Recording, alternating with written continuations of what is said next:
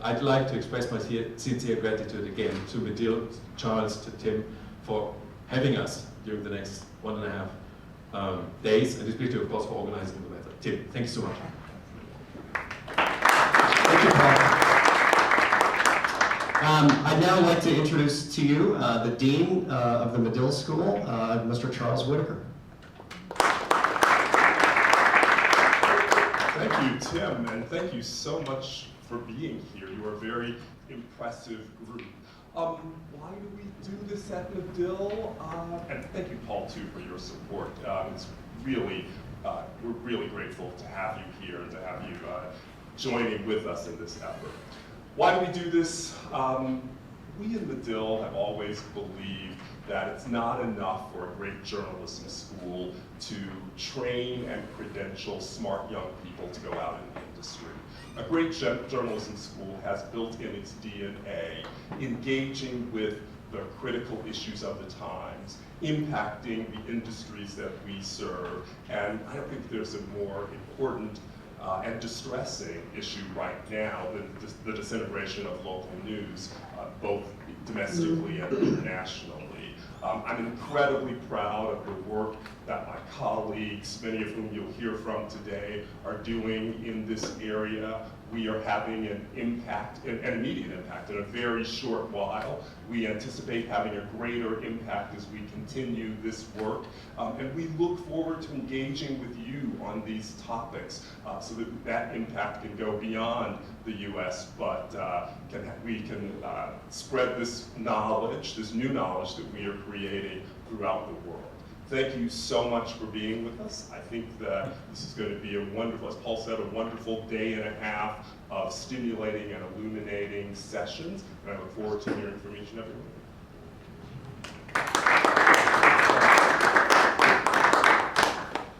Okay, I'm going to hold the microphone a little bit lower so I don't damage your eardrums while I speak. So I just wanted to add my thanks again to the Adenauer Foundation for supporting this seminar. And I want to thank all of you for being here. This is truly an extraordinary gathering. We have news media leaders from the US, Europe, Africa, Asia, and Latin America who are with us today.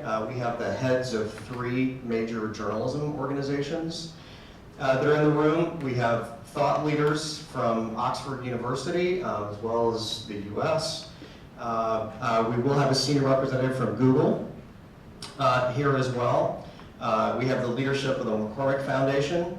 And a little bit later today, we'll have the German Deputy Consul General joining us this afternoon. What I'd like to do is just take a couple of minutes so we all know each other. To go around the room, and if you could just give us your name and your affiliation, that would be great, because I hope that this day can be one of interaction and one where we're all participating and asking questions of one another and learning from one another, and then that we can share those learnings and insights with the rest of the world. So why don't we just go around the room real quickly? Joel, do you want to start? Sure. I'm Joel Simon. I'm the executive director of the Committee to Protect Journalists, and since I'm from out of town, perhaps I brought the weather. Hi everybody, I'm Eduardo Garcia, I'm editor-in-chief of financial portal Sentido Común in Mexico City. I'm Penny Abernathy, I'm with the University of North Carolina. I'm Matt Weber, I'm with the University of Minnesota. Now, Paulo Onyonyo, Premium Times Center for Investigative Journalism in Nigeria. I'm Jasmine Off. I'm from the north of Germany, from the rainy north, so I definitely didn't bring the weather. I work for Lübecker Nachrichten as a deputy editor-in-chief, and nobody can pronounce Lübecker Nachrichten, but we're part of a Matzak media group as a cult. Hi, I'm Angie Muse. I'm the current national president of the Associated Press Media Editors. Chris Cruson, the executive director of Lion Publishers. We're a network of small sites across America from Connecticut to California. Hi, Idalmy, Carrera-Colucci, and I'm at Tribune Publishing. Hello, David Hiller with the McCormick Foundation here in Chicago. Hi, I'm Beth Bennett with Medill. I'm Maria Dimitrova from Bulgaria. I'm a redactor-in-chief in a local site of news. Hi, I'm Joshua Olufemi from United States of Investigative Journalism in Nigeria. I am Joy Jenkins. I'm a postdoctoral research fellow at the Reuters Institute for the Study of Journalism at Oxford University. And I represent Asia News Network, an alliance of 24 media in 20 Asian countries. I'm Peter Slevin. I teach at Northwestern. I teach classes particularly on politics and on foreign policy. I'm Candy Lee Medill. Jack Apple from Medill. I teach about immigrants and refugees. Stephanie Edgerly from Medill, and I do audience research, including audience avoiders, news avoiders. Tom Collinger, Executive Director of the Spiegel Research Center at Medill. I'm Sabine Murphy, Program Manager for Media at the Konrad-Adenauer Stiftung. I'm from Washington, D.C. Hi, Don Cook from the McCormick Foundation and editor of my school paper in 1971. I'm Mark Jacob. I'm the editor of the Local News Initiative website. Good morning, I'm Susan Zucro, the project manager for the Local News Initiative. I'm Joe Jermuska. I'm the director of Night Lab, Northwestern's Media Technology Design Studio. I'm Ed Malthouse. I'm the research director at the Spiegel Center at Medill. Hi, I'm Aubrey Barron. I'm with Medill as well. Hi, my name is Harriet White. I'm a product manager for News Network Newsy and a graduate of Medill. I'm Sarah Rofsky. I'm a senior research fellow for local news at the Tau Center for Digital Journalism at Columbia Journalism School. Hi, I'm Rich Gordon. I run the Medill faculty. At Medill, I run our master's program in media innovation and entrepreneurship. Hi, I'm Mary Didinsky, and I'm from Northwestern University, but I represent the Medill School in Qatar. There's 12 different ways to say it. Hi, I'm Joey Chen, and I'm with Medill in Washington. Thank you. Thanks to all of you. So we skip over Andres, who's Oh. hiding in the back.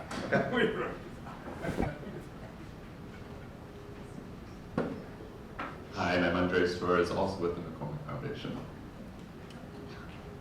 Hi, I'm Louise Berkman, and I'm interning for the week at the Chicago Tribune. It's good to have you here. We hope you learn a lot while you're here this week. We have joining us via Skype. Last but not least, Amy, would you like to say hello? Sure, Amy Mitchell, Director of Journalism Research at the Pew Research Center here in Washington, D.C. Okay, great. Thank you, Amy, and we're going to be hearing from Amy momentarily. So a couple of housekeeping things as we get the day started. I wanted to let you know that the seminar is being recorded, and we do intend to post the video on the Local News Initiative website here in the next few days. So that probably indicates that we are on the record. Just wanted to make everybody aware of that. If you do need to go off the record for some reason, please just say so and let us know, and we'll honor that request of being off the record. The restrooms are out the door and to the left on the right-hand side. We will have some folks who will be coming in and out during the course of the day, so just be aware of that as well. So, and we also have, Mark Jacob, we also have a hashtag that we'll be using for the event today. Did you? Global News Seminar. Global News Seminar is the hashtag for Twitter. And I hope that you all check out the Local News Initiative website at Northwestern. If you just Google Local News Initiative, you will see it there. And we will be posting a story about, or multiple stories about today's event on that website as well. So just a little bit of a setup, and then I'm going to do a quick presentation on sort of the state of local news, and I'll give you a little bit of the run of the day. So this morning we're going to be putting in perspective what's happening with local news, not just in the U.S. but around the world, and that's what makes this convening special, I think, is that we do have news leaders from around the world who are with us today to provide that perspective. So the first session will be sort of a state of play for local news around the world. Then we're going to be talking about the growing problem of news deserts and what some are calling ghost newspapers. Then we'll break for lunch, and then so everyone's not depressed after the 2 morning sessions. This afternoon, we're going to open up with a session about innovations in local news and some of the innovations that are beginning to show promise around the country. And so we'll have a discussion about that. And then at the end of the day, we're going to talk about some of the threats and attacks that are happening against journalists, and specifically local journalists around the world at the end of the day. The last session, we're going to be inviting in our students who just started their summer quarter. And then after that last session, we'll be adjourning to our space across the hall for a reception and a meal across the hall, and we'll have students and faculty also with us for that. So I think it's going to be a compelling day. I hope that you find it so. I hope we learn a lot, and that we can then share those learnings with everyone else. So I want to welcome Casey Polenic, who just joined us. Sorry, longer walk than I expected. That's fine. Casey, we went around the room and introduced ourselves. Would you like to introduce yourself? Yeah, absolutely. Thank you. Sure. Hi, everyone. Again, apologies. Casey Polenic. I'm with Google. Recently joined. I'm a strategic partner lead on the news and local media team. So working with a lot of our, actually, Idalmy at the Tribune Publishing to help sort of broaden our partnerships with the media industry. Great. Casey, it's great to have you with us. Thank you. Glad to be here. Thank you. Thank you for coming. Okay, so are there any questions before we dive in at this point? Okay. Terrific. So we, and I'm going to get my presentation up on the screen here.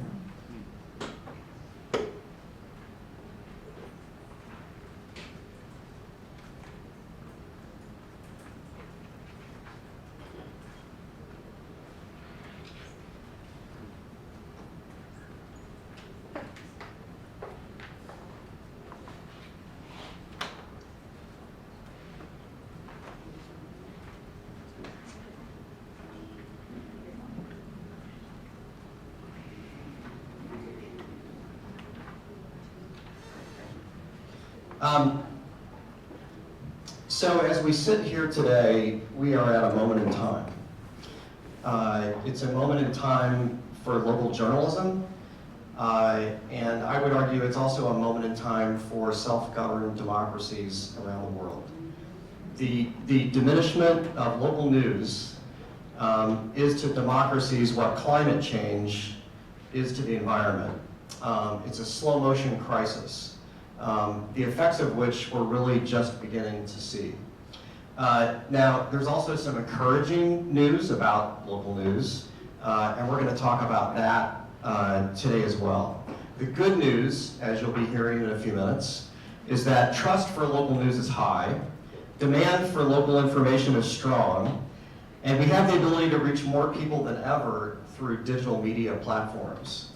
But for local residents to continue to receive this vital source of information, the business model for local news needs to be addressed. And so we're going to be talking a lot about that today as well. So by bringing local news leaders from around the world here today, by bringing some of the best minds in local news together today, my hope is that we can unearth new ideas and new approaches to this vexing problem, and as I say, share them with the world. So thank you for spending time with us here at this seminar today. So as many of you know, the digital revolution has absolutely shattered the business model for local news, resulting in closures of newspapers, huge job cuts, and a growing number of news deserts. This is a quote from the AP. In many places, local journalism is dying in plain sight. And Dean Baquet, the editor of the New York Times, just recently in an interview with C-SPAN, said the consequences of this trend are, quote, catastrophic. We're in the middle of a crisis that people have not woken up to. And here are some statistics, which Amy is very familiar with. The number of U.S. newsroom jobs has plummeted by 23% in the last decade. That number has actually gotten worse. Newspaper newsroom jobs declined by 45% between 2008 and 2017. And just in the first quarter of this year, by my count, there were more than 2,200 jobs lost in newsrooms, in Gannett, McClatchy, Gatehouse, and others. And one of the troubling things is that those job losses are beginning to extend to new media, digital companies like BuzzFeed, Vice, Yahoo, and Huffington Post. And why are jobs declining? I think this number tells the story. Plummeting ad revenue. So in 2005, the ad revenue for U.S. newspapers was $49.4 billion. That number declined by 2/3 in just a little more than a decade, and according to the most recent statistic, was $16.5 billion in 2017. A study released, and we'll be hearing more about this, by the University of North Carolina showed that news deserts are expanding. More than 3 million people now live in counties with no local newspaper. And a Duke-led study last year, and we'll be hearing more about this shortly, found that fewer local news stories are being produced at the news organizations that are left. Now, some may say, well, digital local news outlets are filling the gap, or filling the void, and in some ways they are. And we're going to be hearing just later today, early this afternoon, from a couple of digital startups here in Chicago that are remaking the local news landscape in this city. So there is some promise for sure on this front, but according to Knight, in 2016, only 1 in 5 of those digital-only sites attract enough visitors and have enough funding to be considered self-sustaining. So we're in the middle of this historic transition, but we're not there yet. So the question is, why does this matter? Digital disruption has affected a lot of industries. It's affected retailing, it's affected banking, it's affecting transportation. So why should we care that digital disruption is affecting news organizations? Well, because citizens rely on news and our democracy relies on accurate, reliable news and information. Here are just a few stats that I pulled. In nearly half the states, there's no local news organization covering the congressional delegation, which to me is stunning. In Illinois, only 4 media outlets now cover the State House, which is down from 26 in 2001. And believe me, for those of you who aren't familiar with Illinois and our history of corruption, where I think it's like 3 of the last 6 governors have gone to prison, that's a really frightening number. City councils, county commissions, school boards, zoning boards, they're all going uncovered. Budgets are being approved, public policy is being set, personnel decisions are being made, political campaigns are being waged with no independent monitors. And in many communities where one political party is dominant, journalists really are the only fact checkers. And again, for our out-of-town visitors, one of those communities is Chicago, where the Democratic Party has a real stronghold, both in the city and in the state.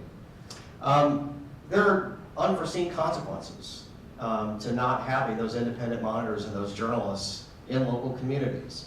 There was a study done by some researchers at Notre Dame and the University of Illinois Chicago that showed that government spending goes up in communities where local newspapers are shuttered. And that disruptions in local news coverage that are followed by higher long-term borrowing costs in those communities. So this is literally costing taxpayers money. Costs for bonds went up to 11 basis points after the closure of a local newspaper in a community. And of course, epidemiologists have also warned about this trend because organizations like the Centers for Disease Control here in the US rely on local news and information so that they can get up to speed on what's happening with outbreaks around the country. So this is literally, in some cases, life or death. So there is help that's on the way that's addressing this problem. It is an urgent problem. There are efforts underway by foundations, including those in the room, by nonprofits, by companies, and by universities to address this problem, and we're going to be exploring this throughout the course of the day. The Medill Local News Initiative was launched last spring, a little more than a year ago, with $1 million in foundation and private contributions, and is an R&D project for local news. So our data scientists, researchers from the Spiegel Research Center have analyzed more than 13 terabytes of data, of reader and subscriber data from our partners at the Chicago Tribune, the San Francisco Chronicle, and the Indianapolis Star. We've also now analyzed data from 12 other news organizations around the country as well. And those findings, I think, have been incredibly valuable and in many ways are challenging conventional wisdom about business strategy and how to measure success. My friend Tom Rosenstiel, the director of the American Press Institute, said that the research is a paradigm shift. It's a big shift, a huge kind of shift in mission. And it's a shift that we're going to be talking about today and that we hope folks are making. The Night Lab, and Joe Jermuska introduced himself a few minutes ago, the director of the Night Lab, is partnering with the Spiegel Design Institute and the McCormick School of Engineering to develop prototypes for new products in collaboration with our partners and also using human-centered design research in our 3 partner markets to work with students and faculty to come up with new products for local news. So we're excited about that, and we've already run a couple of classes, and there are some products beginning to emerge. We're also doing, as part of this effort, additional research. One of them is the News Leaders Project, which is being spearheaded by Beth Bennett, who you met a couple minutes ago, as well as Aubrey Barron, who's in the room. We've interviewed nearly 50 news media execs, journalism organization heads, tech companies, and thought leaders from around the country so that we can get an understanding of what are the trends and innovations that are happening in local news business models. So look for that report toward the end of the summer. And then we're also doing extensive research to understand media markets. And you met Stephanie Edgerly just a minute or two ago. Stephanie and Rachel Davis-Mercy are looking at creating typologies of media markets to correlate local news consumption with demographic and infrastructure factors.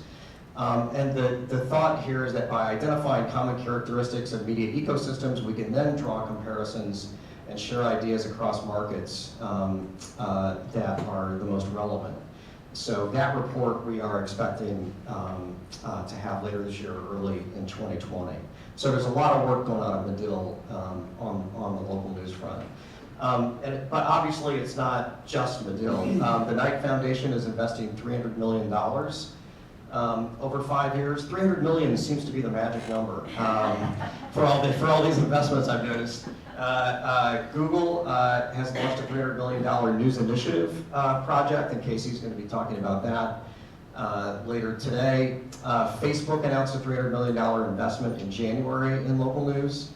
And foundations and those companies are teaming up to support Report for America, a project that provides half the salaries for local newsrooms to hire and train emerging journalists. And then ProPublica, who I'm sure many of you are familiar with, the nonprofit investigative journalism organization, is paying the salaries and benefits for more than a dozen local reporters to do investigative reporting around the country. So there are many noble efforts that are now underway on local news, but there's much, much more to be done. So what are our goals for today? We want to uncover and discuss new insights about the crisis in local news. We want to have a better understanding of the stakes for democracy, not just in the US, but around the world. I hope we have a robust discussion of the issues here today, that we can identify opportunities for the future and identify areas for additional research and maybe some innovations that we can share and spread through our website. And I hope that you can leave this place with new perspectives, new ideas, new energy, and I hope new friends after these next few hours to tackle the challenges that face local news around the world. So that's our day, and with that, I'm going to turn it over via Skype to Amy Mitchell. By the way, I'm not going to do extensive introductions. We have a booklet in your folders that have the backgrounds on all of our speakers today. So I will do quick introductions so we can keep things moving. And Amy is the Journalism Research Director for the Pew Research Center based in Washington. And Amy, I believe you have a new study coming out today, or in the next few days that I've heard is coming, and is one of the reasons she was unable to join us in person today. So, Amy, I will turn it over to you. I'm at the computer, and just cue me when you want to switch slides. Excellent. Thanks so much, Tim, and my apologies for not being able to join you all in person. It's a terrific group that's been pulled together, and thank you for indulging a Skype version of presentation and me having to ask Tim to advance slides. We do indeed have the first of our industry fact sheets for this year's State of the News Media report coming out later today. Those three are focusing on the television industry, which includes local TV. So those data will be available. We're posting around 2 o'clock today, and I know we're going to send them over to you, Tim. And then the others, including the newspaper industry data, will be updated in the coming weeks and released. And we are also, I'm happy to say, looking to update our State House numbers, which you were citing as well, Tim. Those data were collected in 2014, and so I'm really excited, hopefully this coming year, to be able to revisit and update those numbers, because I think it's really important data to be able to stay on top of. And what I'm going to share with you today are some of the findings from a very large study we did in the U.S. of the landscape of local news, of where Americans are turning for local news, of their views and attitudes about what's important, what matters, and how their news media are doing, and how those things connect in terms of what is valued and what and how that plays out in terms of the rating of the news media.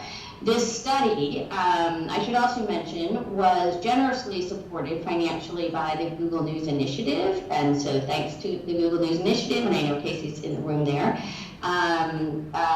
It was a study of nearly 35,000 U.S. adults. So we went very large, and we did this for 3 reasons, because we wanted to be able to really get the full scope of landscape in the U.S. In the past several years, what we've done is more case study work, individual cities, of the dynamics in a particular place, but it's very hard to really be able to get a full sense across the U.S. of what's happening with local news. And then in addition to that, we wanted to be able to look at individual markets or cities to a certain degree, and also be able to compare types of cities. So cities that have higher or lower Hispanic population, for example, or higher or lower internet penetration or broadband use. So these, by having such a large sample size, we're able to do all 3 of those elements in this study. And we have 99 individual markets for which there is data available through a portal on the website, and has been utilized quite extensively. So we are excited to have been able to offer that. But I'm going to give you sort of the broad scope numbers this morning, and look forward to the discussion that follows. So if you want to go ahead to the the first slide of data there, Tim, that looks at the overall platforms that people are turning to for local news. You can see 41% prefer, so this is a question about what platform you prefer, and local television in the U.S. in particular has had the widest reach and still continues to in terms of the platforms, the type of news that people turn to. But what we see here is that and we have seen at the national level the degree to which digital is really coming into play. But we see this occurring now at the local level as well, as Tim was saying earlier. Almost as many, 37%, that say they prefer to get their local news online as prefer to do, compared with the 41% who prefer to do so through the television set. So this is not about brands, but this is about platforms. And so there really has been a shift that's occurred at the local level as well. More that are naming news websites and apps, but 15% that say they prefer to get their local news through social media.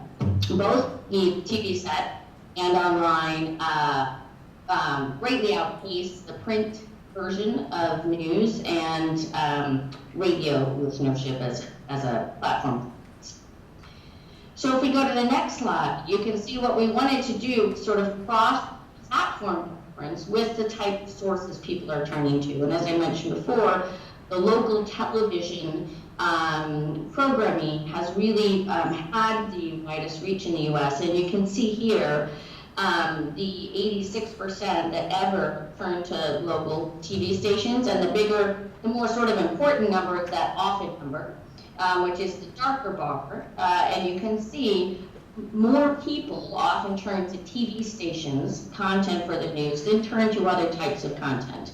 But if you follow that line across, the way they tend to access that is still largely through the analog form. It's still largely through the television set. So 76% of people who get news through TV stations primarily do so through the television set. So TV stations have not really moved their audiences to the digital landscape the way most others have. Radio stations tend to be the same in that they're still largely through that radio station itself. But most others have a pretty substantial portion of their audience, if not a majority, that are accessing them through the digital realm. For example, the 43% of daily newspapers, 44% of non-daily newspapers, your weekly, your community papers. And one of the other things I just mentioned is you kind of have those big three, right? Your TV stations, your radio stations, your daily newspapers. But if you take the other six that are at the bottom, none of them have a huge portion that's often turning to them, but about 30% often turn to at least one of those six for local news. So there is a pretty substantial play within that kind of second tier of news providers in terms of the impact that they're having on the American public.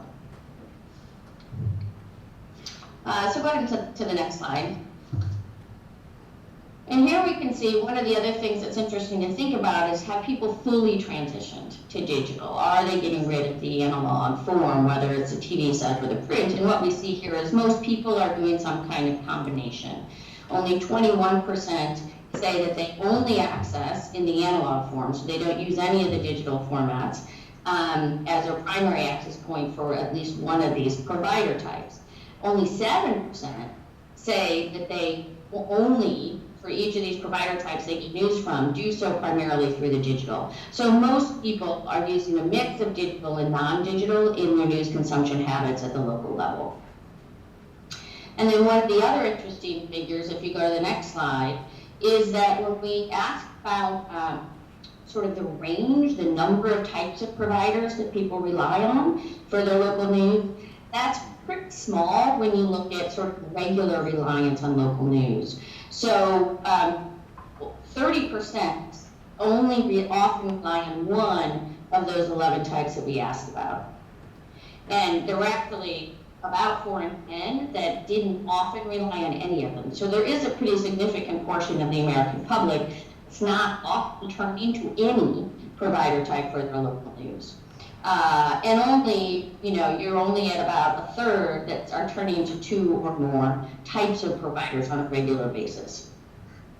So we sort of think about the mix that's making up people's news diet. It can be rather limited in the range that they're turning to. So one of the next things we wanted to ask about, if you go to the next one, is sort of the values that people place and how that connects to the job performance ratings. And this is something where, as you all know, there's been a lot of conversation about what is lacking, what is missing in that connection between the local news media and their audiences? Where are news outlets sort of succeeding in having a strong relationship? Where are there challenges, and where does the public feel a sense of disconnect? And what we see is that a lot of the conversations around sort of these questions are really playing out in the data that we see in terms of the high value and importance that Americans place on that sense of connection that they have with the local news media. So if you advance to the next slide, Tim, that has the data there, when we ask about sort of important for local journalists, 85% say it's very or somewhat important for local journalists to understand the history of the community, and close to half say that it's very important. And about the same numbers when you ask about being personally engaged in the local community. So Americans place very high value and importance on that sense of connection by their local news media to the community itself. But then we ask about whether people sense their own media as being connected in different ways. There's not that same level of consistency. We do see that a majority, 63%, say their local journalists are mostly in touch as opposed to mostly out of touch with their community. But then if you continue down sort of some of the other questions, we had about half of the public that said that most of the news, local news they get, is actually covering an area outside their own area. So it's covering an area of another city or an area where they don't live. So you have about half the population that's saying their local news isn't really local for what you're getting. Only 37% that say the local news media have a lot of influence in their community, and only 2 in 10 say that they have actually spoken with a local journalist ever. So not in the past year, but ever spoken with a local journalist. So then what we did was we connected those figures to different job performance ratings. And what we saw in this data is that there's a very strong relationship between those who feel any of these full percents of connection, right? If you mostly focus on the top 3, because those have the larger portions in there, those who feel that their journalists are in touch, those who feel their local media cover where they live, or say they cover where they live, and those who say their local media have a lot of influence give much higher job performance ratings. And some of these figures are really, really staggering. So if you go to the next slide, Tim, you'll see this is just showing overall Americans give their local news media pretty high ratings, right? 67% that say they generally provide the news views daily. They do a good job at that. Another, majorities that say they cover the news thoroughly, are good at being transparent about the reporting. But when you then break that down according to the job ratings, you see very stark, according to the sense of connectedness, you see very stark differences. So if you look at the next slide, which should be titled, Americans who say local journalists are in touch give them much higher marks on their job performance.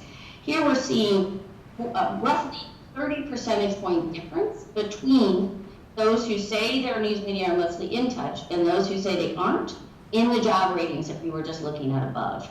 So for example, 83% of those who say their news media are in touch also say they do a good job of reporting the news accurately. That drops to half among those who are out of touch. And you continue down the road, 69% say their local news media tends to include people like you in their stories. So do I see myself in the news that's being reported? Those who feel their news media aren't in touch, that's 7 in 10 that say that, drops to 38% among those who say their media are not in touch. And these differences play out across all 3 of those different variables. If you look at the next slide, this is just sort of giving you an example of confidence in main news source. We did also ask everybody's individual main news source, and for many of the markets, we're able to include that in the individual level data. But then we asked about what confidence you have in your main news source being able to get you the information that you need. And if you look across whether in touch, out of touch, the first set of bars, mostly cover the area or don't. Local news media have a lot of influence or don't. Large gaps, again, in confidence in your local, in your main news source. So 37% for those who say their local news media are in touch, only 18% who are very confident in their main news source if they say they're out of touch. and that continues down. So that strong sense of community connection from the news media really plays out when it's desired, and it also really plays out in the job performance evaluation that's given to the media itself. So one of the other things we wanted to explore was topics. And we did this in sort of an interesting way as well. If you advance ahead, Tim, 2 slides, I think, we asked about sort of topics in kind of a multifaceted way. And we wanted to get sort of the range of, yes, I need this every day. This is really important for me to have every single day for my daily life, to just get by, down to it's interesting, but it's important, but I don't need it all the time. It's interesting to follow, or it's just not really interesting at all. Like I don't really have much interest in the topic at all. And what we see is, one, Americans express a lot of nuance when they're thinking about what really matters at a daily level, and what can happen. What are they interested in, or what are they not really interested in? And you can see whether top the list and what people say they just need to have on a regular basis, right? They need to have that every day. Crime is pretty high there, traffic and transportation, things that you would be not surprised to see. But then one of the other ones that ranked pretty high here was prices, which was sort of prices for local, changing prices in the local area, so sort of things for goods and shopping. And almost 4 in 10 that say that's really important for my daily life, another 4 in 10 that say it's important but not for daily life. Government and politics has its largest portion that say it's important, but I don't necessarily need it every single day. And then you get down to some things like sports, which tend to often be an area of more revenue generation for some local areas, for local media. And this actually had the largest portion of the public that said it was neither interesting to them nor important to them. So it actually ended up sort of falling at the bottom there. But then what we did was we combined sort of that question, so that level of interest in the topic, with the ease of finding information about it. So if you go to the next slide, Tim, you can see these sort of double lists here. On the left is the percent and the ranking based on the percentage of people who say it's important or interesting. And then on the right is the ranking for it being very easy to stay informed about.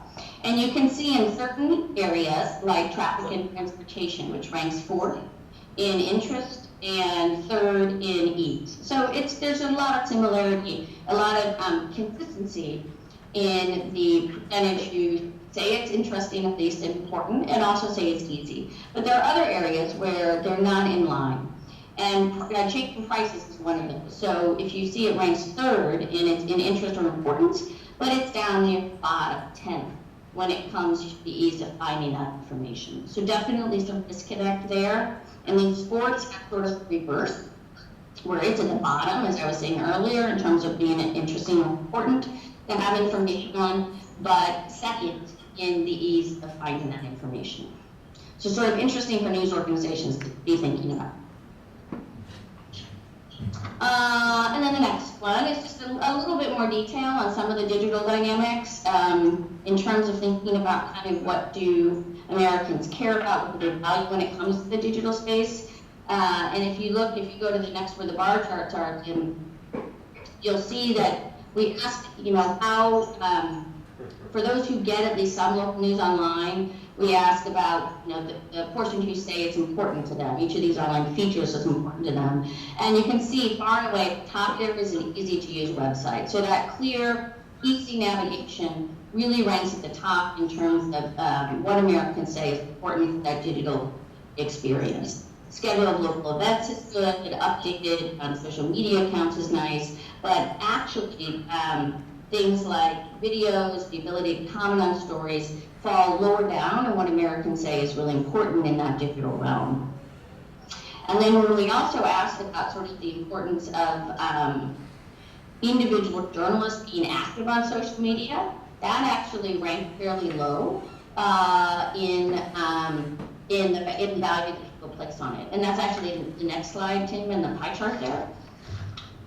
And you can see that only 2 in 10 is very important for individual journalists to be active on social media. So important for there to be updates in social media, but not necessarily for that individual journalistic brand or voice in that space.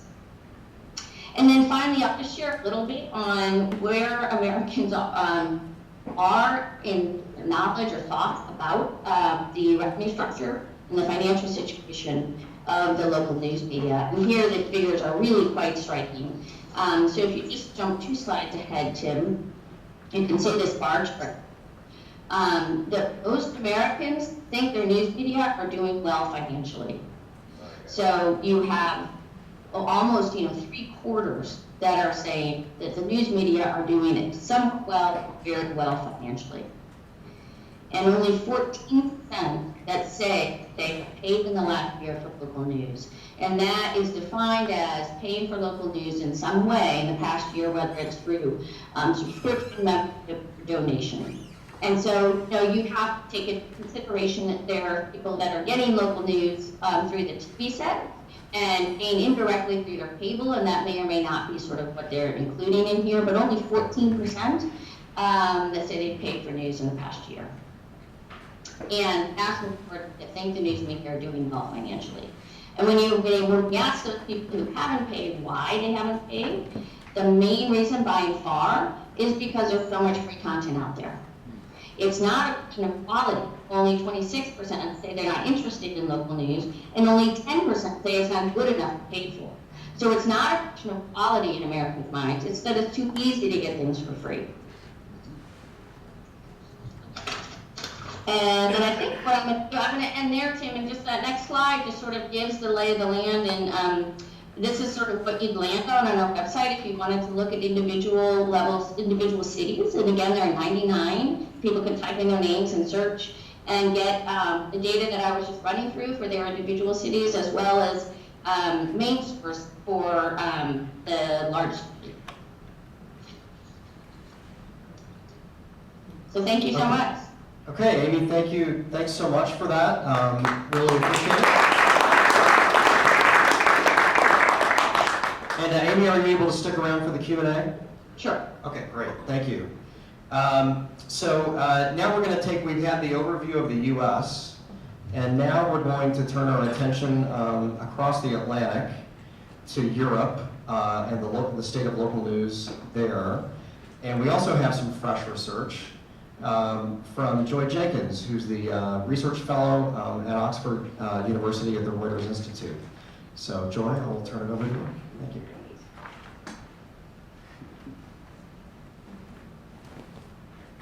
Great. Well, thank you so much for having me. I'm excited to share some findings from 2 reports that we've done over the last 2 years, looking at the digital transition of local news in countries around Europe, and particularly looking at local and regional newspapers and the perspectives of editors and journalists and people on the commercial side of these outlets.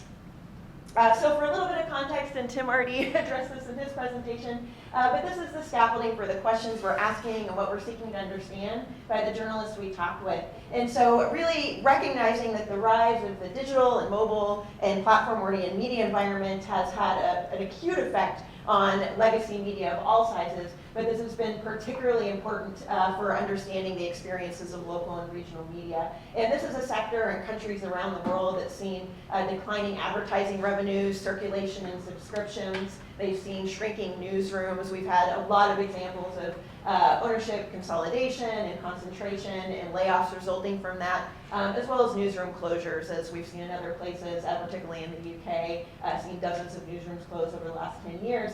And this is a sector as well, depending on the size of the outlet, that already has fewer resources to invest in their new digital strategies, whether that be for editorial or on the commercial side. And so it's really important to understand how things like, the rise of Google and Facebook and the competition that's provided for advertising dollars, as well as the way that looks in terms of distributing content through those platforms. It's important to see how all of these things are in action at the local level and how that's affecting local and regional news organizations. And so I'll talk briefly as well about some of the countries that we've looked at in our report. So of course, although local news organizations have a lot in common, there's a focus on uniting and connecting, diverse audiences in particular geographic spaces, this democratic kind of sense of purpose, provide accountability journalism and hold power to account. And that's something that unites local media generally, but there's also differences looking at depending on the country we're looking at for local organizations. It's important not to see local media as a monolith. Depending on the context in which they arise, they're going to face different types of challenges and opportunities. So for example, we've looked at local news organizations in the UK. This is a place with really strong public service broadcaster, of course, in the form of the BBC, strong private sector national news, with we have the tabloid press and the Guardian and other types of national newspapers, and a very heavily consolidated local press. Vast majority of local newspapers are owned by one of three big companies, JPI, formerly Johnston Press, Reach, formerly Trinity Mirror, and NewsQuest. I'll talk about Reach here in a minute. And of course, a lot of mergers and consolidation and things happening within this area, and so we've also seen a lot of closures and layoffs too, which is important to understand in the UK context. We have a market like France, where regional news organizations are very dominant in the market. We looked at West France and Nice Matin in particular to see some of their strategies. This is a country that's also seen a lot of consolidation and a lot of I found a statistic, there was a drop from 153 regional newspapers in 1945 to 67 in 2015. So some of those same trends we're seeing elsewhere. But these are really large regional media companies that not only produce news, but produce advertising and marketing and books and events. And so taking on other forms of revenues to help subsidize that news product. We've looked at Germany as well. I know we have a lot of representatives from there in the room. But this is a place with one of the largest print markets in the world, where regional and local press are very much the backbone of that market. We see high market penetration from a few publishers, both nationally and with regional outlets, and also very much an emphasis on subscriptions. And then lastly, we looked at Scandinavia, which of course has a high emphasis on their local news market, very popular. We see a very, very strong regional press and a couple of national outlets, very much an emphasis on subscriptions as well, but also high market power from a few big publishers. And so some consistent trends across these countries, but also some very kind of specific considerations to understand when we're looking at different places. So I'm going to talk specifically today about two reports that we've released over the last 2 years looking at the digital transition of local news in countries around Europe. The first is a report that came out in spring of 2018, and this was based on 48 interviews with editors and reporters and commercial directors at local and regional newspapers in 4 countries, in UK, France, Germany, and Finland. And we chose 2 similarly sized newspapers in each of those countries to visit and talk to the staff members there about some of their editorial strategies and commercial strategies and ways they're attempting to navigate these major digital shifts that are happening. And we asked them a lot of different questions about that, and also looked at newspapers from both independent and small group-owned titles, as well as those owned by those larger publishers, to draw some comparisons there. And I'll also talk a little bit about a brand new report that came out in April. And this was looking at a trend that I know we've seen quite a lot, and it's got a lot of attention here in the US, but it's also something that's emerging in countries around the world. And this is collaborative approaches to producing in-depth accountability journalism at the local level. And we picked 3 cases, one in the UK, one in Finland, and one in Italy, to see how these come about, their approaches to producing editorial, the ways they overcome those kind of the competition inherent among journalists, and some of the effects and impact that they're already seeing, even though these are pretty new initiatives. All right, so I'll start with that first report that I mentioned, and this is the key finding that we're emphasizing from that report, and that is we suggest that parent companies and ownership structures of those independent and smaller owned publications are pursuing 3 overall strategies for producing and monetizing content in the digital space. And these are those 3 strategies there. I'll talk about them briefly. The first is what we call national scale. And this is a strategy that emphasizes economies of scale, pursued through creating and acquiring a portfolio of a lot of different titles that in the aggregate can draw the largest possible audience. This is in turn primarily monetized through advertising. And this was an approach that was primarily evident in the UK among those national publishers that I mentioned a minute ago. And these companies tend to have centralized newsrooms where they produce digital content, whether it's articles or videos, that they then make available to the local newsrooms that are part of their holdings. They tend to feature a shared digital culture that they pursue and enact across the newspapers that are part of the company, so that they're all pursuing the similar types of traffic targets and strategies. And they seek to minimize costs through shared advertising platforms, human resources, and other things like that. The next model we found was regional breadth. And this was an approach that we primarily saw in France, Germany, and Finland.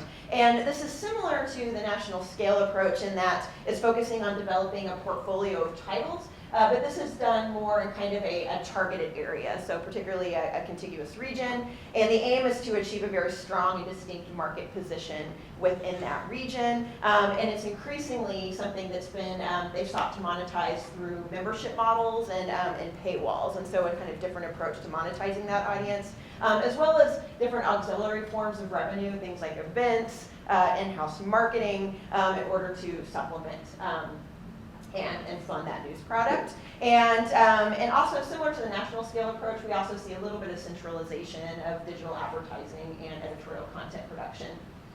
And the last one I'll talk about, this is the local depth approach. And this was one that we saw primarily among those individually owned or independently owned titles, as well as those owned by maybe smaller publishing groups in a particular area. But they emerged all across the 4 countries that we saw. We saw examples of companies that were pursuing this approach. They're focusing more on being editorially and financially powered by a local area, reporting on smaller geographic areas, but they're also pursuing auxiliary forms of revenue, like we saw in the regional breadth, membership models, paywalls, events, and other types of ways to subsidize their content. So to talk about these, I'm going to share 3 examples from 3 of the newsrooms we visited that will hopefully kind of give a sense of the way these strategies look in practice. The first, this is from, it was called Trinity Mirror when I visited, but has since renamed as Reach Regionals. And Reach Regionals is the largest publisher of local and regional newspapers in the UK. And this is one that very much follows that national scale model where we have a lot of centralization, regional centers, where digital content's being produced and then shared with local newsrooms that they can then localize or kind of use as it arrives to them. But one of the ways, other studies they're using is these large-scale editorial projects in which newspapers around the company can participate.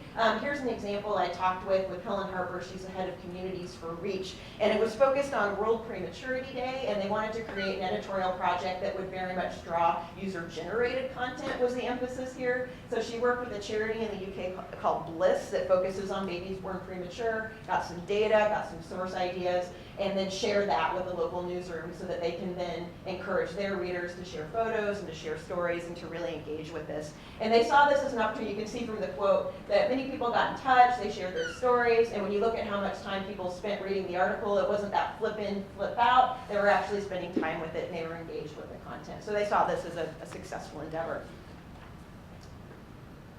Then we'll go to Germany, and some of you may be familiar with this outlet. So this is a newspaper called Westfalen-Post. It's based in Hagen, and it's the largest newspaper in Southwest Westphalia, Germany, and it's part of the Funke Media Group, which is one of a large regional publisher there in Germany. And they very much followed that regional breadth approach. So they're trying to really attract attention about regional issues, attract readership, and broaden their readership to local readers, as all local media are seeking to do. And the way they're doing that is through a project-based editorial approach. So not only thinking about the day-to-day reporting of local events and breaking news, but also thinking about those kind of larger themes and topics that they can spend several weeks developing.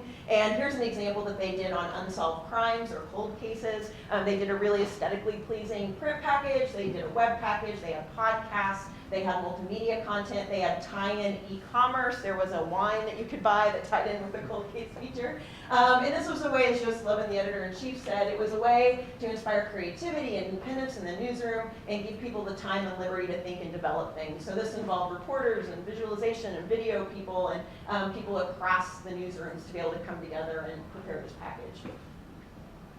And the last one, this is representing the local depth model, and this is at Nice Matin, which is a regional newspaper in France, and they very much focus their digital editorial work on solutions journalism, which is, of course, a buzzword I'm sure a lot of us have seen references to lately. And this was a way for them to focus not just on the who, what, when, where, and why, but the now what. This is how Damien Alleman, the chief of the digital newsroom, put it. And so they wanted to address issues that were very important to their local audience, things like public transportation, reducing food waste in schools. They did one on the problem of wolves eating local farmer sheep, and to talk about how that affected people as well as what they're doing about it. And this has been really, really successful for them. They had about 1,500 subscribers when they launched in 2015. They're over 10,000 now, and they've seen year-on-year growth with people subscribing because they enjoy this content. They said that their readers are almost like ambassadors for the newspaper now. They vote on the topics they want the journalists to cover next. And it's a way to focus on seeking people who have found solutions and really presenting a good light on those. And I'll talk briefly about the second report that I mentioned. So this is looking at collaboration in local news. So ways that different types of journalists and legacy and digital war news organizations are coming together to provide local accountability journalism. We looked at cases in 3 different countries, in the UK, Finland, Italy. I'll talk about the Bureau Local in a little bit more detail. But Lana Media is a shared joint newsroom of 12 regional newspapers in Finland. It's a team of 40, including a Helsinki-based bureau, where they're creating national and international political content, features, and other types of stories that are then available to all those 12 newspapers. And it's very much a way to free up resources for regional papers to focus on regional reporting so they don't have to worry about that national content. And then we also looked at l'Italia del Slot in Italy. This is a partnership between 2 digital or data journalism focused startups, as well as the Jedi Group, which is the biggest local publisher in Italy. And they did 2 different projects looking at the prominence of slot machines and gambling around Italy using data journalism that they looked at nationally, and then provided data at the local level for local journalists to look at in their communities as well.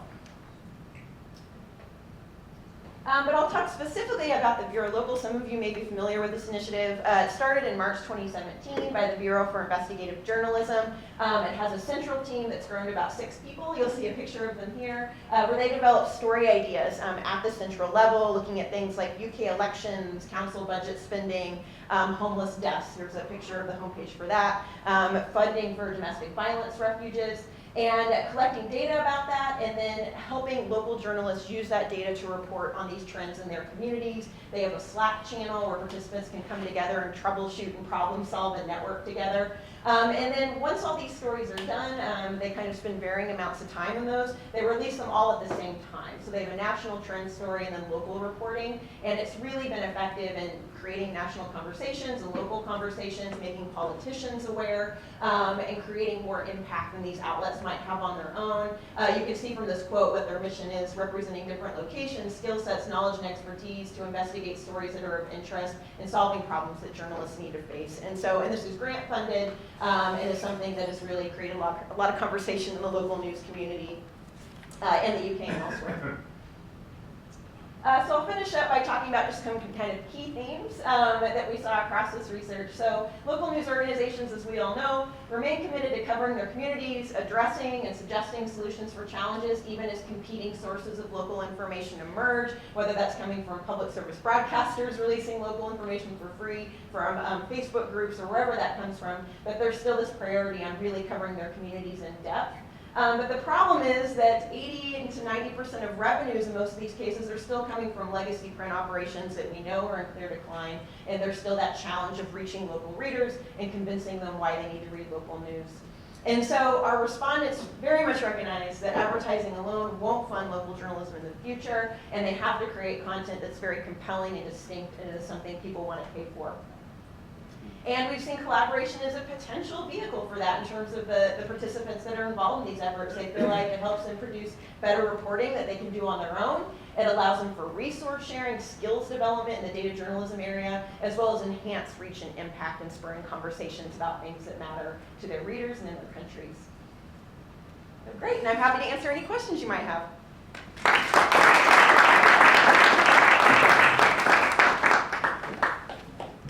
Thank you, Joy. Now I'm going to ask Ed Malthouse to come up. Ed is the research director at the Spiegel Research Center at Medill. and I'm going to get out of the way so Jonathan can get his presentation on the screen. And Ed, maybe you could give us a very quick kind of top line look at your research. Joy was just mentioning the push toward subscriptions. And so Ed has led the research into what people are willing to pay for local news, which is a very important topic. So Ed, maybe like 5-10 minutes real quick, and then I'll do 10? Yeah. All right, thank you, Tim. So let me start with where I think we're at today. So, we have, Google Analytics that focuses on measuring things like, sessions, pages per session, and so forth. And then you have APIs dashboards that tell us to focus on things like page views and average time per page. I think there's something really important missing from both of these existing dashboards. So our assumption is that we have to get people to pay for the product, and nowhere up here is the subscriber. So how do these measures relate to subscriptions? We need a dashboard that's going to direct us towards what people are willing to pay. I think there's two reasons why this is missing from these dashboards. So number one is, I think these are set up for an advertising supported model. We need to find the new paradigm that's subscription supported. But number two, it's very difficult. Okay, so usually what happens in a news organization is you have all your clickstream data in one silo, and you have all of your subscription data in another silo, and it's really hard to do those joins. It took months for our organizations to be able to do that. All right, so what I'm going to tell you about today is what you find when you actually make that join between the what the readers are doing on your websites and what they're willing to pay for. All right, so we need a much more systematic process for designing these dashboards. So we have to start with, what are we trying to achieve? Are we trying to achieve an ad-supported model, which there are examples where that's still possible, or are we trying to achieve something else? So our assumption is that we're going to focus on willingness to pay. Willingness to pay, in this case, being operationalized as subscriptions, but we shouldn't kind of restrict our attention to subscriptions. There are lots of other ways that organizations can generate revenue through readers. Okay. We're linking this up with reader behaviors. This is kind of like a tracking system. We want to monitor the readership and make sure that the readership is healthy. And so these are the different possible reader behaviors that we can look at. Now the big question is, how do these link to the financial outcomes? All right, so that's the key question of the day. And I like to describe this like a murder mystery. We have to figure out who is responsible for the subscriptions. Professor did it with the knife in the ballroom or whatever. Well, there's kind of two findings that we've come up with. One I think is fairly intuitive, yet completely different than where we're at today. And so the dominant predictor of willingness to pay is regularity of reading. So if people are deriving value from your newspaper on a regular basis, they're going to keep subscribing to it. If they are not deriving value regularly, they're going to cancel. But regularity was hardly mentioned at all. What was not mentioned at all in the API, they're telling us to do page views and time per page. Google tracks one measure of regularity on their page.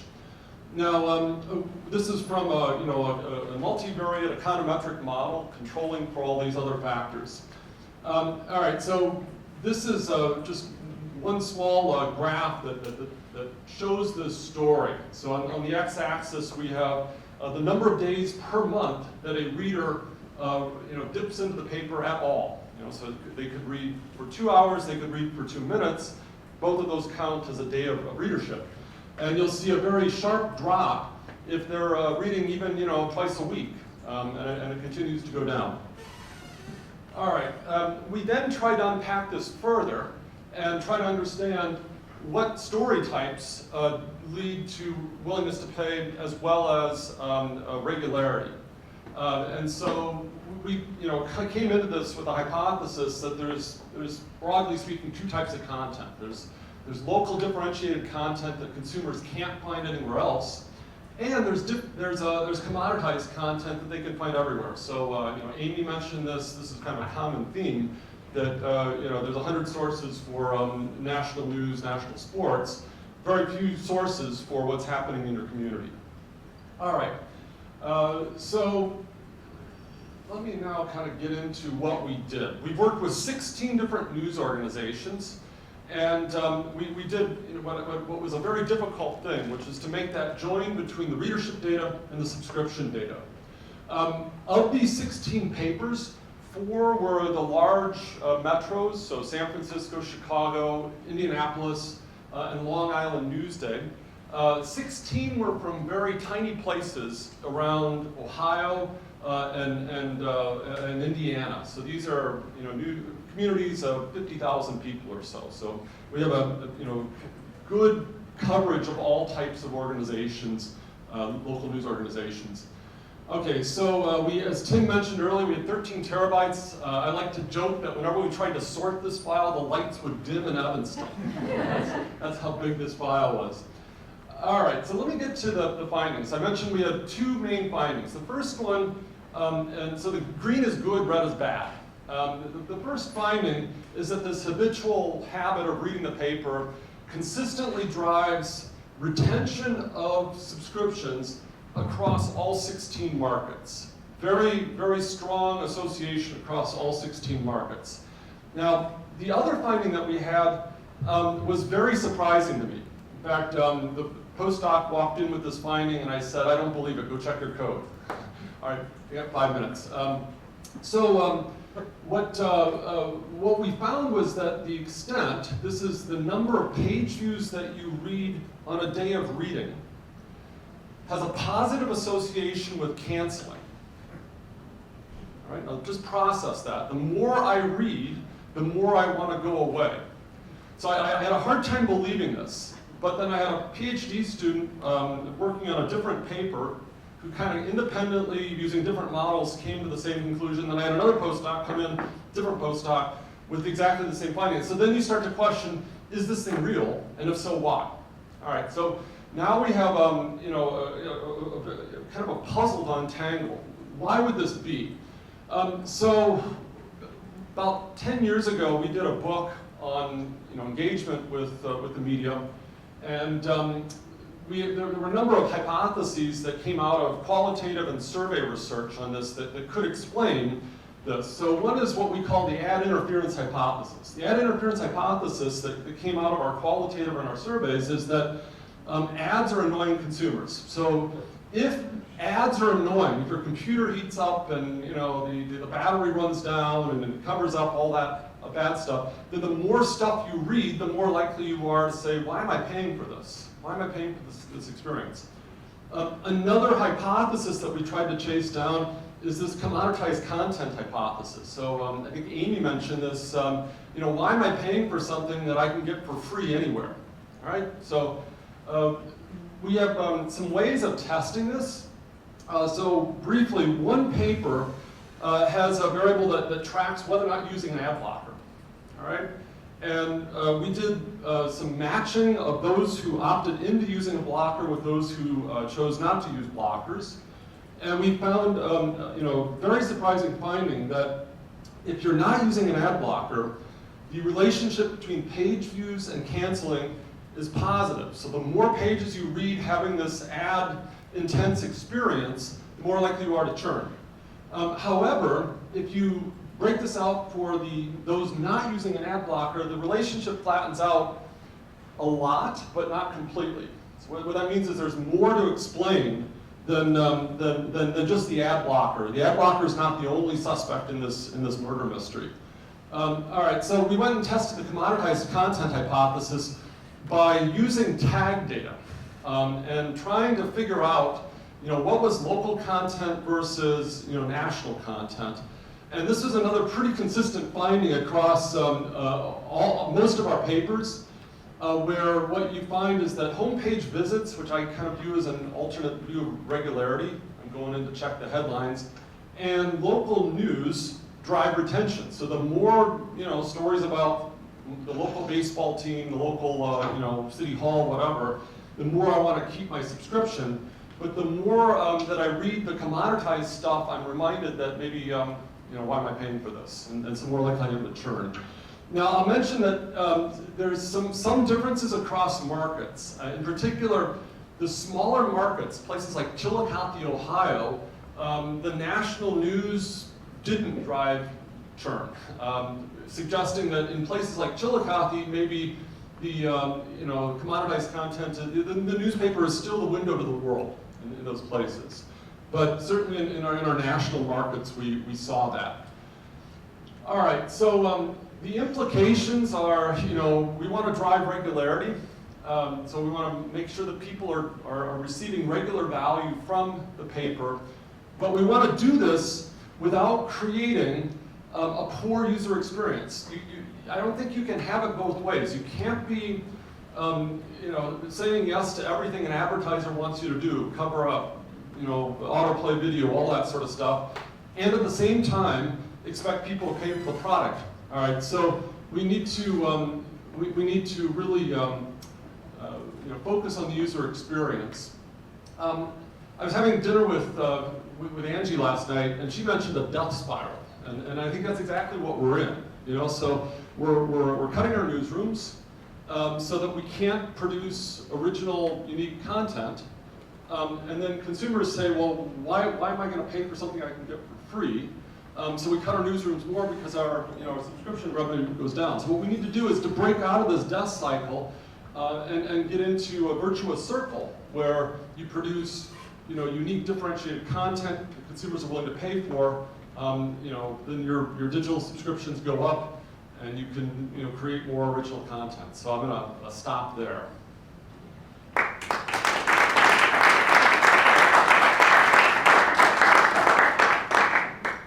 All right, Ed, thank you very much for that. Don't go anywhere. So Ed, if you want to have a seat, and I'd like Joy to come back up. And I would ask Idalmy and Pana to also come up, if you would, for a quick Q&A, and we'll be happy to answer your questions and also get an on-the-ground perspective of what's happening in local news.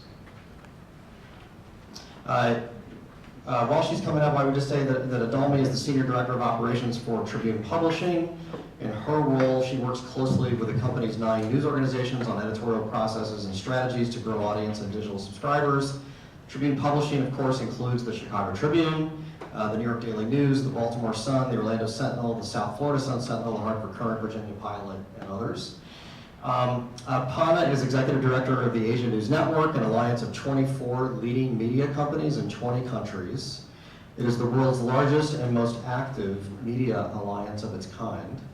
Pana has served as president and editor of The Nation, which is Thailand's leading English language newspaper. So thanks to both of you for being here as well. So we're a little bit behind schedule, so I've got a whole bunch of questions, but I'm only going to ask one, and then I'm going to turn it over to the audience. So now that we've seen the research, let's take a deeper dive and get a firsthand look at how the trends are playing out on the ground. Idalmy, how would you characterize Tribune's current progress toward addressing some of the challenges that we've heard about today? Sure. So much of what was presented today, thank you. So much of what was presented today, one really resonated with me. The way that we're thinking about audience engagement and getting our newsrooms involved in that process in particular. I think we're doing a much better job of listening to our audience, to our readers, to our digital users, and serving them with the content that they want, they need, they deserve from us, having our newsrooms focus on providing quality local journalism, and then through a different organizational structure, layering in the value that comes with national news, sports, and other content types. We're also using, I think, better tools nowadays to address different needs and wants. Day parting our homepage for those really engaged and valuable users, right? Not a ton of audience on the homepage, but we know that the users that do visit us there are incredibly engaged, tend to be subscribers, and so we pay still a lot of attention to the news that we provide on the homepage. So that's another example there. And finally, like I said, really getting our newsrooms engaged on the user engagement and retention piece of the strategy. And Pana, from your perspective, tell us how you think local news in Asia is adapting to all these trends and what you see happening there that's both concerning and positive.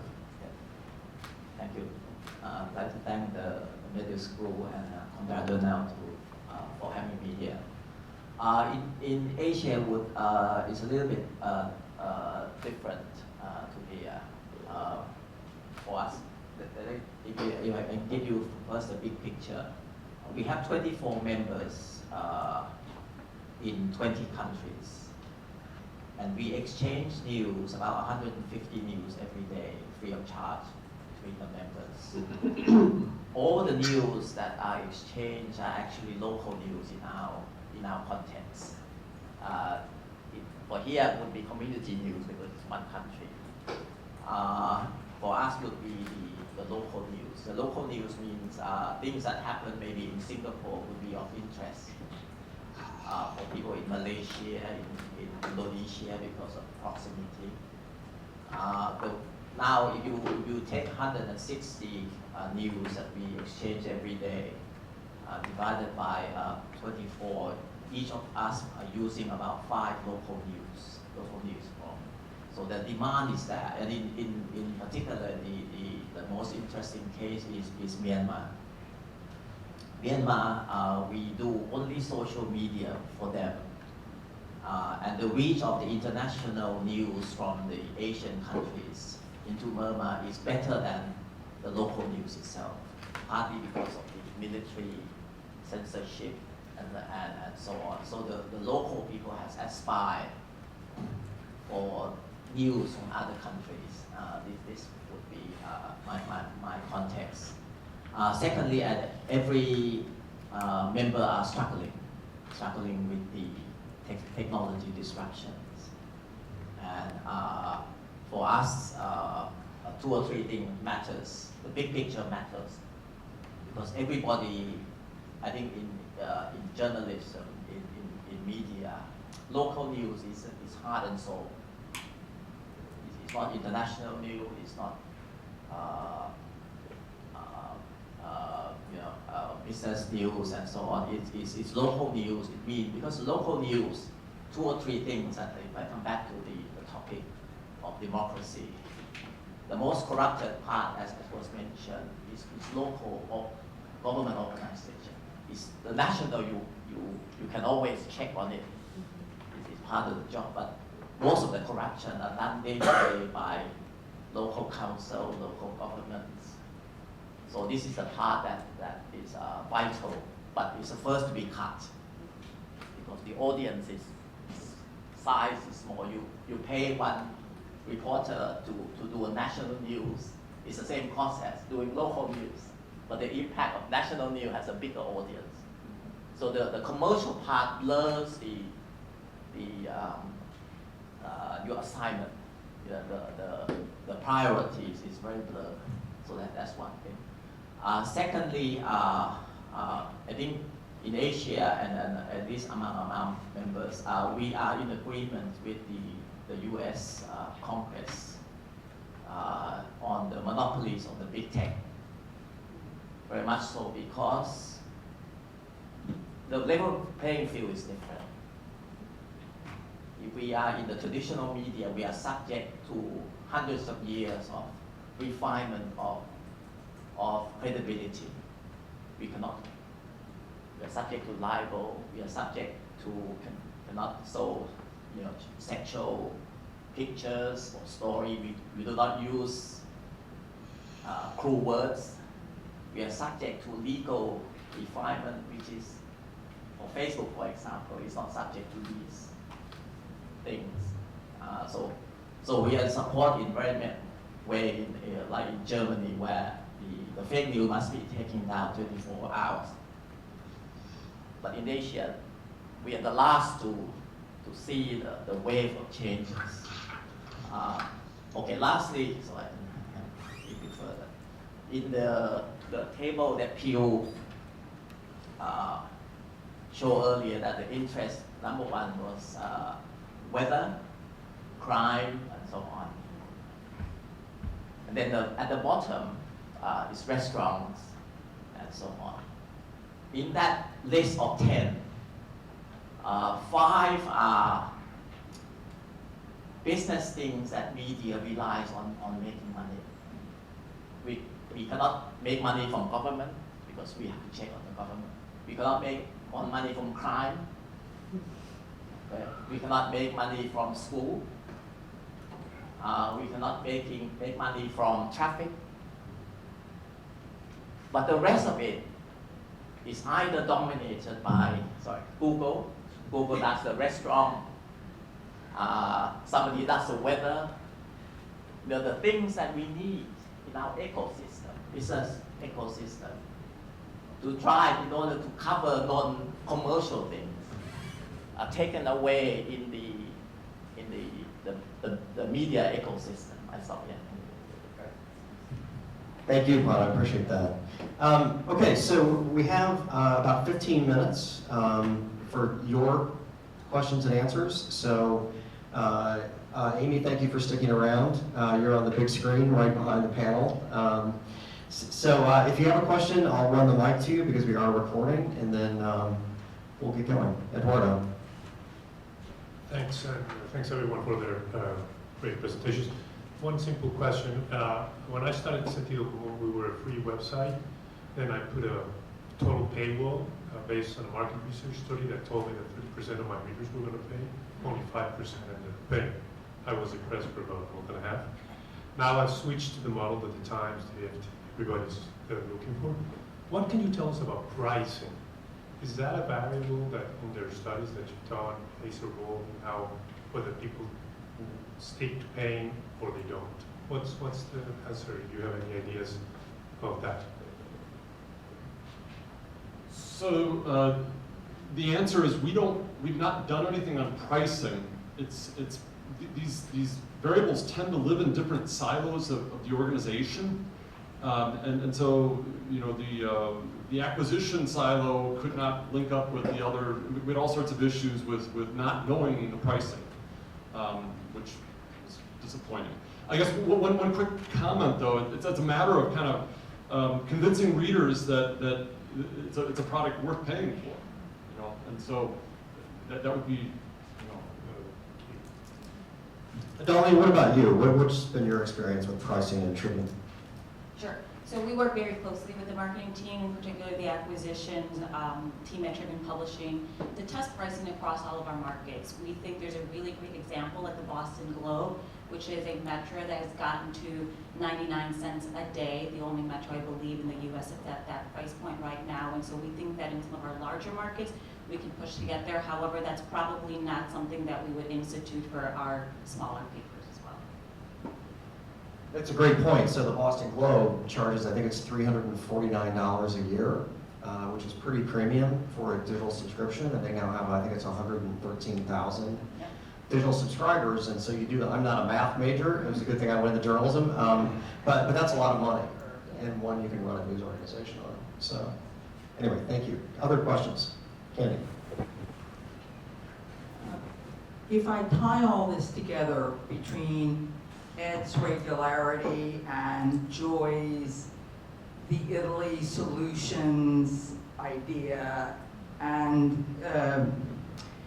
Amy, the pricing being 10th and very few people doing the pricing every day, when I think about something that gets you to come back every day to your paper, what is it that people in the room are doing? What is it that the Tribune is doing that you think about telling your readers, this is what you have to come back tomorrow for? Good question. Who'd like to tackle that one? Joy? Yeah, I mean, from the perspectives of the journalists, the example from Germany I showed was very much emphasizing that. that it was a topic they covered for a full month. And so they really tried to promote it and encourage readers to continually come back and seek that content. I mean, it's unsolved crimes, which is really kind of a sexy topic. I've seen the Bristol Cable is another interesting example in the UK that did something on crimes as well, and did it in like an episodic way, like a Netflix style way, to try to keep readers coming back. And then using things like newsletters, using social media, using WhatsApp, to really kind of encourage readers to come and continually engage with those topics and keep them coming back for more. And so there's some interesting examples. The solutions journalism one I mentioned, people who subscribe to that can vote, I think I mentioned this before, on the topics that the journalists cover next, and then they'll do 5 to 10 stories on that topic based on what readers have suggested that they want to read about. And so it's, it's listening to readers, it's promoting to them, it's being engaged with that and kind of figuring out what it is they want to read. I'll just mention one other analysis that we did. You can take our churn models down another level to the next level of granularity in content, and the answer is it kind of varies to some extent across markets. So if you're in Indianapolis is basketball is religion in that state, and so anything about the Hoosiers or Purdue or whatever,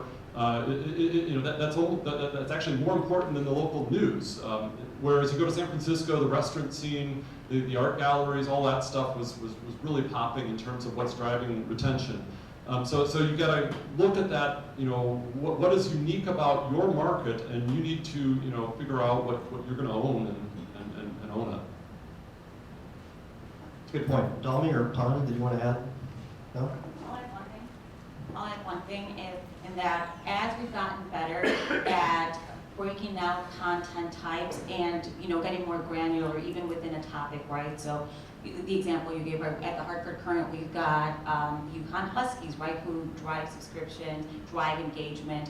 That's a pattern that we see across all our markets, right? There are certain topics within each community that are going to do both things for you. They're going to drive folks to pull out their wallet and pay for a subscription, and then they're going to continue to engage those readers. We haven't seen a lot of difference so far in the types of content within each community that do one or the other. They're usually pretty closely aligned. Tim, Paul. Okay, Paul? Thank you for the insights. It was really impressive. I have a question for Amy. Amy, thanks for joining us via Skype. I'm sitting quite close to the screen, so I could see you did your survey between October 15th last year and November 8th. So that was a very, very hot campaign period, just after we had the midterm elections here. Did that not affect, let's say, the answers, especially when it comes to access to government or interest in government and political information and these kinds of things? Or why did you choose that period of time for doing the survey? Well, we chose that time because that's when we could amass all of these individuals across 2 panels, which was both the one that we run ourselves here through the Pew Research Center and an additional panel. And so it was really more based on our calendar internally. It's a good question. We do think about those. It was over a long enough time period, and we looked at differences by party, and it's sort of some political, other kinds of political questions we asked of people in terms of their interest.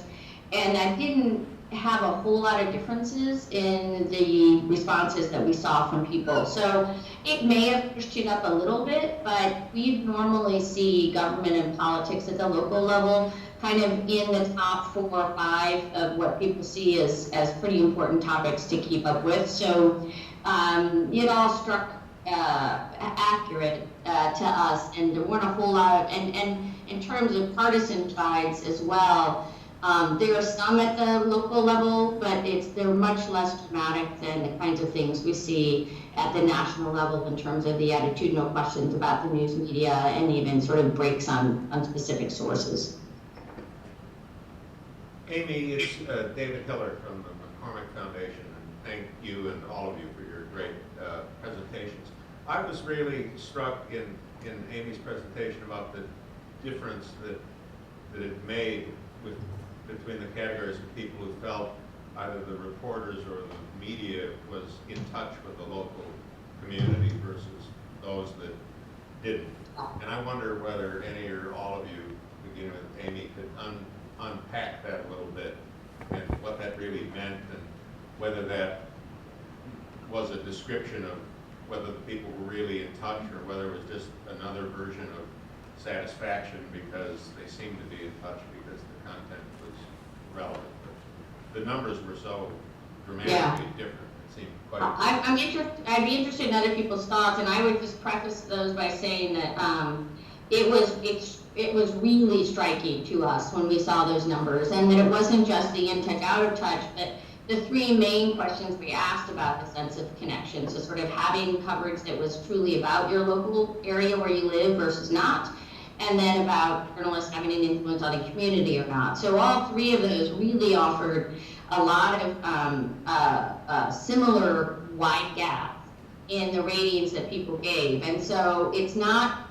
it didn't just translate to satisfaction in that people were less satisfied, right, if they felt they weren't in touch. So these differences held true if you controlled for sort of those other dynamics. Anybody else want to? Okay, all right, thanks, Amy. Okay, Rich, let me walk the microphone over. So Ed, I'm struck by your 13 terabytes of data and by the fact that there's data that you wish you had that you didn't have. So my question is, and maybe this is actionable information for some of the people who work for media organizations, what information do you wish you had in the data that would help you answer the questions, or answer these questions better, or answer questions that you can't now answer? Yeah, I describe this as my wish list to Santa, my letter to Santa that I write every year. Thank you, Rich. I'm dying. Yeah, we have a lot of fun here. So, information on what drives regularity. So one of my hypotheses is that reading newsletters ought to drive regularity. So the Washington Post hits me with 2 a day, New York Times hits me with a couple a day. And surprisingly, I can't get good data on that. I got it from one organization, and there's a positive association between newsletters and retention. I'd love to get more information on ad blockers. Only one market could give us anything on that. I'd love to get more information on pricing. Now, the problem I have with pricing is I suspect that there's not a lot of variation. But it's going to be a messy thing to study with observational data. Is my concern. Let me put it that way. So I think there's a lot of those sorts of questions that I'd just love to be able to tackle next. I'd also love to try other types of media organizations. So what about business publications? What about magazines? What about other Texas Tribune type products? So there's lots of places we can go with this. So Idalmy, maybe you could be Santa Claus and help Ed by providing him with some more data so that he can have a happy holiday later this year. Dapo? Thank you very much for your presentations. My first question will be to Amy, and I'm just wondering, when you poll preferences that give premium to, say, weather over schools and things like that, is there a complementary question that helps us understand whether what people would mean by weather will also include values or understanding like climate change and so on and so forth? And secondly, with regards to pricing, I'm wondering what you guys will, insights you can bring, whether if you complement organic value, like what you get from content, which, if you like to call it tangent value, if I give you a t-shirt or some other kinds of stuff, will that make a difference? Thank you. Thank you, Dapo. Amy, would you like to? Because I couldn't see him, it was a little bit hard for me to follow the question. Maybe just a quick recap of the question.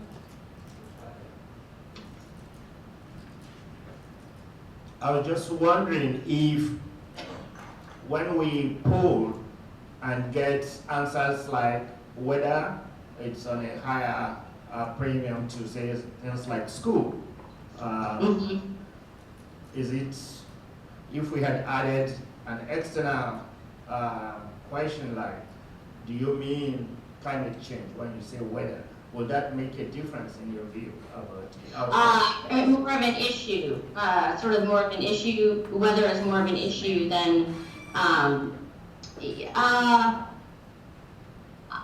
not sure if it would. I think that if I'm understanding the question right, things like what we have in the actual question wording is longer than the label here, so it would sort of be, you know, weather events, and weather issues. Clearly, I mean, weather ranks at the top for just, people want to know it every day, right? Do I need to bring my umbrella? Do I need to have a jacket? So people do see that as important for daily life. I think what's really interesting and valuable to look at is when you get into those two middle categories of the things that are important, even if I don't have to have it for my daily life. It's the schools, you know, you have a population that is saying that it's important, even if I don't need it for daily life. The news about schools and what's happening with schools is important for me to know about. Same when you ask about some of these others, jobs and unemployment. And one of the other things that was pretty striking when we did our analysis based on market characteristics, so people that live in a higher, say, low-income area or a higher black population area, those figures around jobs and unemployment, for example, were far higher in terms of the importance that people place in those topics. So we also saw differences based on the dynamics of the community in terms of population. Okay, thanks. I'm going to pull, we need to get the break and then move on to our next session. I know everybody's probably ready for a break. But one segue question to our next session, which is about news deserts, is, Amy, I was fascinated in the research about the disconnect between the financial condition of local news organizations, which is one of the reasons we're here today, and the perception of the financial conditions to news organizations. Can you quickly, how do you reconcile those two things?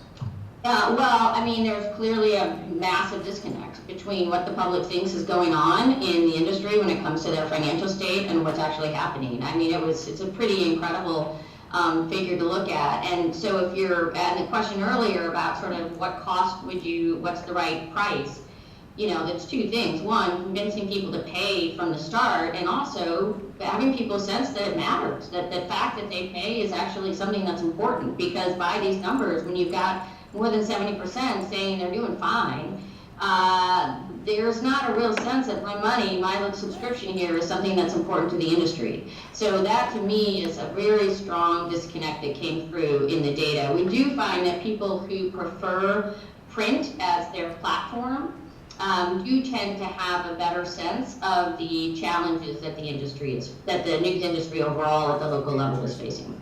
Yeah, okay, that, to me, that was the most surprising part of your study, was that disconnect. So please join me in thanking our panelists.